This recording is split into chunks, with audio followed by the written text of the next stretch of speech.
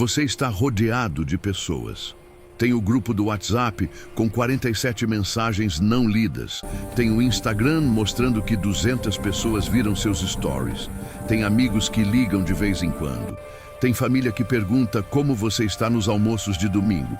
E mesmo assim, tem um lugar dentro de você que ninguém chega. Um lugar que fica quieto quando todo mundo fala. Um lugar que dói de um jeito que você não consegue nomear. Um lugar que às vezes grita no silêncio da madrugada: ninguém me entende de verdade.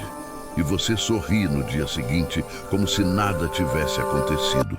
Isso aqui é para você. Antes de tudo, eu preciso te dizer uma coisa que talvez ninguém tenha dito ainda.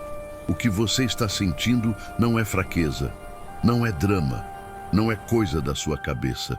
É real, é humano e é mais comum do que você imagina. Porque a maioria das pessoas que parecem conectadas por fora carregam o mesmo vazio por dentro, mas aprenderam muito cedo a esconder isso muito bem. A solidão que estou falando não tem a ver com quantas pessoas você tem ao redor. Tem a ver com quantas delas te conhecem de verdade. Deixa eu te contar sobre Camila. Camila era a pessoa que nunca faltava nas festas. Aquela que todo mundo chamava para tudo. Animada, presente, sempre com algo interessante para dizer. Do lado de fora, ela era a definição de quem tem uma vida social rica. Mas toda noite, quando o último "te amo" era mandado no grupo e o celular ficava em silêncio, Camila sentia uma coisa que ela não sabia nomear. Era como um buraco no peito que nenhuma conversa conseguia preencher. Ela tentou namorar. O buraco continuava. Tentou viajar. O buraco viajou junto. Tentou trabalhar mais, se distrair mais, consumir mais. E um dia, 3 da manhã, olhando para o teto, ela fez uma pergunta que mudou tudo. Por que eu me sinto tão sozinha se estou rodeada de gente? A resposta que ela encontrou não estava onde ela esperava. Aqui está o que ninguém te conta sobre solidão. Existem 2 tipos. O primeiro é a solidão de circunstância. Você se mudou para uma cidade nova, perdeu alguém, passou por uma fase de transição. Esse tipo dói, mas tem solução clara. Você constrói novas conexões e o tempo ajuda. O segundo tipo é diferente. Ele não depende de quantas pessoas estão ao seu redor. Ele persiste mesmo quando você está no meio de uma festa. Ele aparece no meio de uma conversa boa, quando por um segundo você se sente visto e logo depois volta, mais pesado do que antes. Esse segundo tipo tem um nome que a psicologia moderna está começando a entender melhor, mas que Jung já descreveu de outro jeito há décadas. É a solidão de quem ainda não se encontrou. Não é solidão de falta de outros, é solidão de falta de si mesmo. Pensa comigo por um instante. Desde cedo você aprendeu que certas versões suas eram aceitas e outras não. Você aprendeu a ser engraçado quando precisava aliviar a tensão, a ser forte quando queria chorar, a concordar quando discordava, a sorrir quando por dentro estava gritando.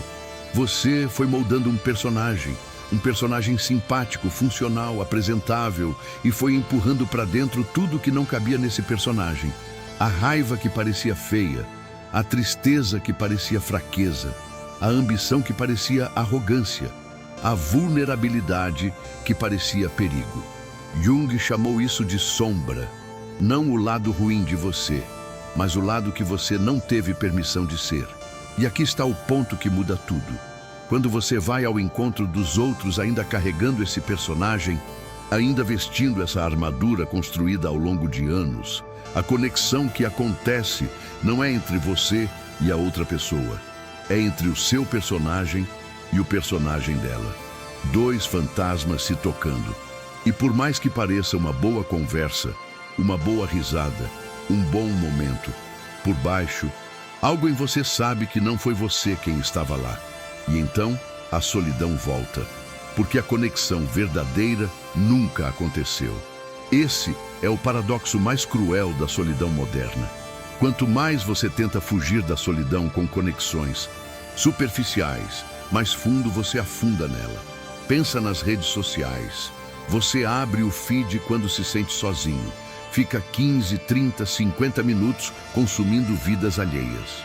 E quando você fecha o aplicativo, o que você sente? Mais vazio do que antes. Porque você acabou de passar uma hora entre pessoas que também estavam mostrando seus personagens. Uma hora de superfície com superfície.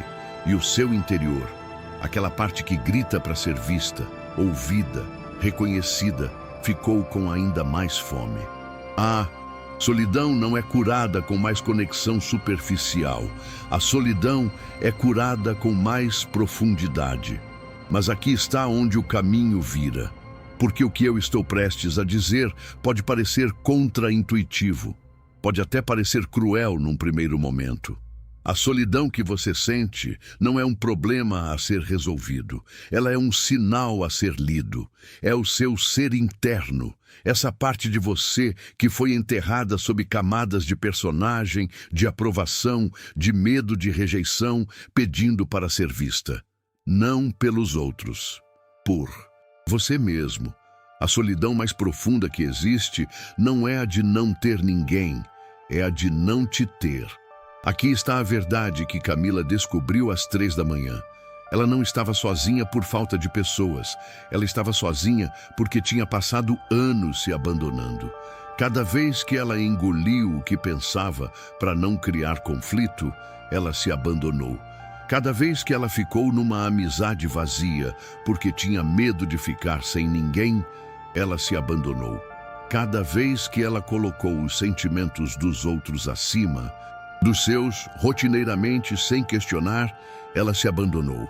E nós, seres humanos, sentimos a ausência de nós mesmos como solidão. Porque a pessoa que mais precisamos ao nosso lado somos nós. E quando a gente se abandona, quando vive desconectado da própria essência, dos próprios valores, dos próprios sentimentos reais, cria-se um vazio que nenhum outro ser humano consegue preencher. Por mais que você tente. Agora, eu preciso te falar de um mecanismo que está, neste exato momento, talvez, aprofundando a sua solidão sem que você perceba. O subconsciente não diferencia realidade de imaginação. Ele absorve o que recebe repetição. Se você passou anos repetindo, conscientemente ou não, ninguém me entende, não pertenço a lugar nenhum. As pessoas sempre me decepcionam. O seu cérebro começou a tratar isso como verdade. E a partir daí, ele age de acordo. Ele filtra as interações que confirmariam o contrário. Ele cria situações que reforçam o isolamento. Ele te afasta de conexões genuínas antes mesmo que elas comecem, com uma desculpa racional, com uma expectativa impossível, com uma armadura que protege, mas também isola. É o viés de confirmação operando no campo das relações. Você não está sozinho porque as pessoas são más ou porque você tem algo de errado. Você pode estar sozinho porque o seu subconsciente foi programado para esperar e encontrar solidão. E ele encontra, sempre, porque foi instruído a encontrar. Então, o que muda isso? Não é uma técnica de sociabilidade. Não é saia mais, conheça pessoas novas, seja mais aberto. É algo muito mais fundamental. É a reconexão consigo mesmo. Deixa eu te dar os passos concretos. O primeiro é, pare de fugir do silêncio. A maioria das pessoas que sofrem de solidão profunda tem um medo imenso de ficar em silêncio consigo mesma. E por isso, enche o dia de barulho, música, podcast, série, celular, qualquer coisa para não ter que ouvir o próprio interior. Mas é exatamente nesse silêncio que a reconexão começa. 5 minutos por dia, sem celular, sem conteúdo, só você e o que surge. Não precisa ser meditação formal, só precisa ser honestidade. O que você está sentindo de verdade? O que está evitando pensar? O que está pedindo atenção lá dentro? O segundo passo é, pergunte quem você está sendo, não o que você está fazendo. A maioria das pessoas que se sente cronicamente solitária está tão focada em encontrar as pessoas certas que esquece de se tornar a pessoa que consegue se conectar de verdade. E você só consegue se conectar de verdade quando você está presente de verdade. Quando você para de se esconder. Quando você abre mão da armadura o suficiente para deixar alguém te ver. Isso exige coragem. Mais coragem do que qualquer outra coisa que você vai fazer na sua vida. Porque a vulnerabilidade real, não a performance de vulnerabilidade, mas a real, é o único portal para a conexão verdadeira. O terceiro passo é: reveja quem você está chamando de presença. Muitas pessoas que sofrem de solidão estão rodeadas das pessoas erradas. E ficam porque o medo de ficar sem ninguém é maior do que a dor de estar mal acompanhado. Mas aqui está o que isso faz. Cada relação vazia que você mantém por medo é uma relação verdadeira que você não tem espaço para construir. Você não pode estar em dois lugares ao mesmo tempo. Às vezes, a solidão diminui não quando você adiciona, mas quando você subtrai. O quarto passo, e esse é o mais importante de todos, é: pare de se abandonar. Toda vez que você engole o que pensa, toda vez que você finge que está bem quando não está, toda vez que você se molda ao que os outros esperam em vez de honrar o que você realmente é, você aumenta a solidão interna, porque você se distancia de si mesmo. E a solidão de si mesmo é a mais silenciosa e a mais devastadora. Existe algo que a filosofia estoica entendeu há 2 milênios que estamos redescobrindo agora. A solidão não é a ausência de outros, é a ausência de si mesmo. Marco Aurélio, que governava um império inteiro e estava rodeado de pessoas o tempo todo, escrevia para si mesmo à noite: retira-te a ti mesmo tanto quanto puderes. Não retira-te dos outros, retira-te a ti mesmo. A conexão começa por dentro, sempre, sem exceção. Quando você se encontra, quando você para de fugir de si mesmo, quando você integra as partes que escondeu, quando você para de se abandonar na primeira oportunidade, algo acontece nas suas relações que não tem como ser forçado ou fabricado. Você começa a atrair pessoas que te veem de verdade. Não porque você fez alguma técnica de magnetismo pessoal, mas porque você parou de se esconder.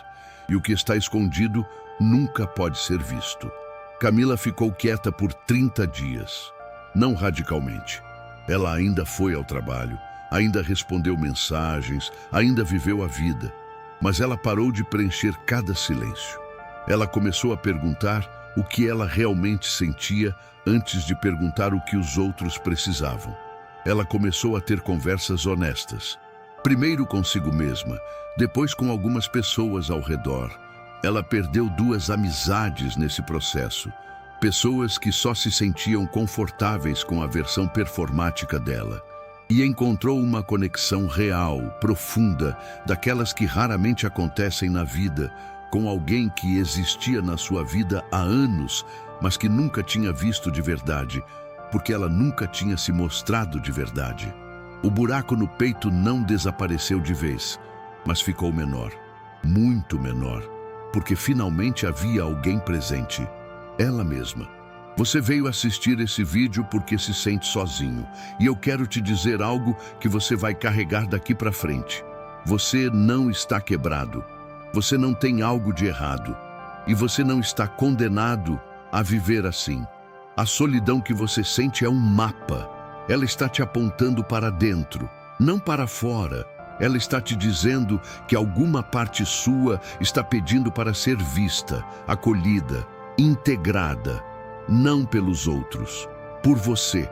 E quando você fizer isso, quando você der esse passo de coragem de se encontrar de verdade, as pessoas certas vão aparecer. Não porque a lei da atração é mágica, mas porque quando você está presente de verdade, você finalmente tem algo real para oferecer e algo real para receber. A conexão mais importante da sua vida ainda não aconteceu. Ela começa agora, com você. Se esse vídeo chegou em você de algum jeito, compartilha com alguém que você acha que precisa ouvir isso. Às vezes, a coisa mais generosa que você pode fazer é simplesmente dizer: você não está sozinho nisso.